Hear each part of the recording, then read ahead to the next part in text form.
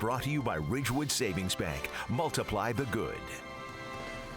All right, it's 6:56. All right, you have a good amount of time before you have to file your taxes. But if you're looking for some extra deductions to get money back, time right now to start making a big plan. That's why Tara Murphy joins us with advice on what to do and why you should start thinking about taxes right now today. How are you? Thanks for joining us. Thank you for having me. You know, a lot of people think about preparing for taxes during tax season, but why you're saying think ahead?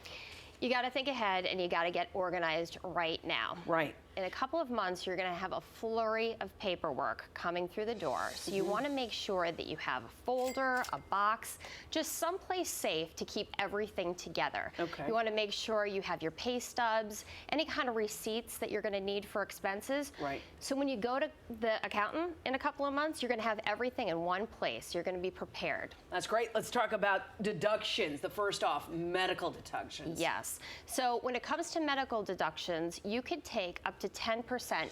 You can take 10% of exceeded off of your adjusted gross income. So that's for the entire year. So right now is the time you want to start making extra appointments to get you past that 10%. 10%.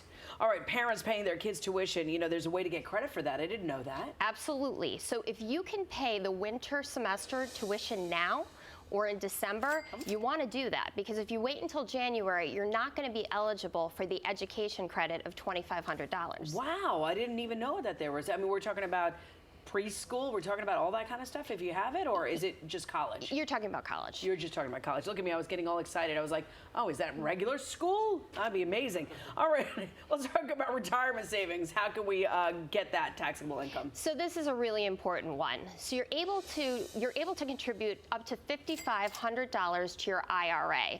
And if you're 50 and over, you could kick in an additional $1,000 to your IRA in catch-up contributions. All right. So that's really important, and you have a lot of time to do this. You can contribute up until April of 2017. So you don't have to do it right now. You can do it right before you do your taxes. Yeah, but if you need to balance those numbers, you can start balancing them right now so you can make that deduction. Absolutely. And don't forget about health savings plans. How does that work? Well, everybody forgets about this one, and this is a no-brainer. So many people have HSAs because of their medical insurance, and they're not subject to federal income tax. So they're tax-free from any kind of earnings that you get from the interest and the investment that you put into them, and the distributions are also tax-free. So anytime you go to pay for any kind of qualified medical expenses, that's tax-free.